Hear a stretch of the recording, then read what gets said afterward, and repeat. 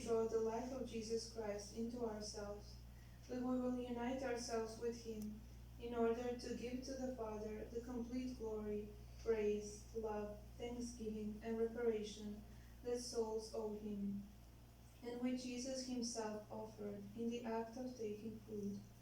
Let us also imagine being at the table near Jesus Christ, looking at him one moment, then asking him to share a bite with us, then kissing the hem of his mantle, then contemplating the movements of his lips and of his heavenly eyes, then noticing the sudden anguish in his most lovable face, when he foresees so much human ingratitude.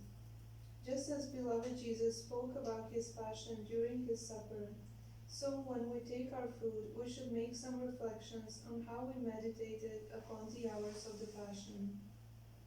As the angels carried Jesus' acts when he was on earth to the Father to somehow mitigate his just indignation for the many offenses he receives from souls, so the angels hang on our words to gather our prayers and reparations in order to take them before the Father.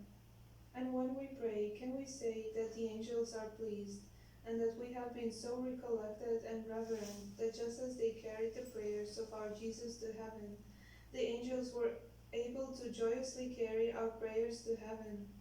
Or were the angels left rather saddened? While afflicted, Jesus was taking food.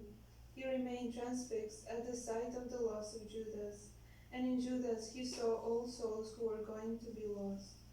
Since the loss of souls is the greatest of his pains, unable to contain it, he drew John to himself in order to be consoled.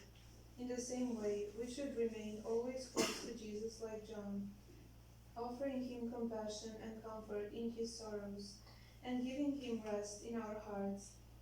We should make his sorrows our own. We should identify ourselves with him, to feel the heartbeats of that divine heart that is pierced by the loss of souls. We should give him our own heartbeats to assuage his wounds, and in the place of those wounds, place souls who choose to be lost, so that these may convert and be saved.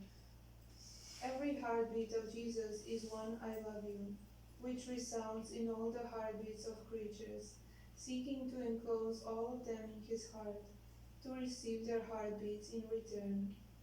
But beloved Jesus does not receive this from many, thus his heartbeat remains as though stifled and embittered. Let us implore Jesus to seal our heartbeat with his I love you, so that our hearts too may live the life of his heart, and resounding in the heartbeats of creatures, may compel them to say, I love you, Jesus. Furthermore, we should fuse ourselves in Jesus, and beloved Jesus will let us hear his I love you, which fills heaven and earth, resound throughout the saints, and descends in purgatory. All the hearts of creatures are touched by this I love you. Even the elements feel new life and all experience its effects. In his breathing too, Jesus feels as though suffocating for the loss of souls. We should give him our breath of love for his consolation, and taking his breath, touch souls who detach themselves from his arms, so as to give them the life of the divine breath, whereby rather than running away, they may return to Jesus and cling to him more tightly. When we are in pain and almost feel that we cannot breathe freely, let us think of Jesus who contains the breath of all souls in his own breath.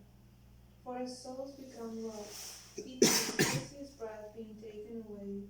So let us place our sorrowful and labored breath in the breath of Jesus, in order to console him.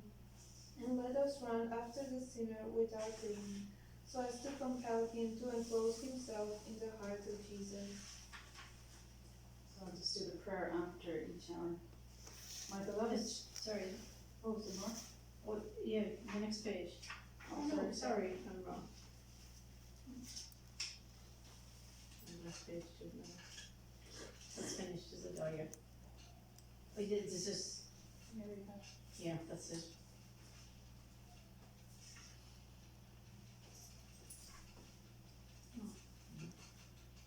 Do the prayer. Go for it, yeah.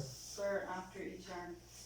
My beloved Jesus, you have called me in this hour of your passion to keep you company, and I have come. With the most touching and eloquent words, I seem to hear you praying, offering reparation, suffering, and pleading in anguish and sorrow for the salvation of souls. I try to follow you in everything. Now I owe you my heartfelt thank you, and I bless you. Yes, O Jesus, I repeat my thank you thousands and thousands of times, and I bless you for all that you have done and suffered for me and for everyone. I thank you and I bless you for every drop of blood you shed. I thank you for your every breath, heartbeat, and step. I thank you for all the words, glances, afflictions, and affronts you lovingly endured, for everything you did. O Jesus, I offer you my thank you and I bless you. O my dear Jesus, let my soul send forth a continuous flow of thanksgiving and blessings. May they draw down on all of us the flow of your blessings and graces. O my sweet Jesus, press me to your heart, and with your most sacred hands mark every particle of my being with your I bless you, so that my being may send forth a continuous hymn of blessings to you. There's another one, there's two prayers on that. Okay.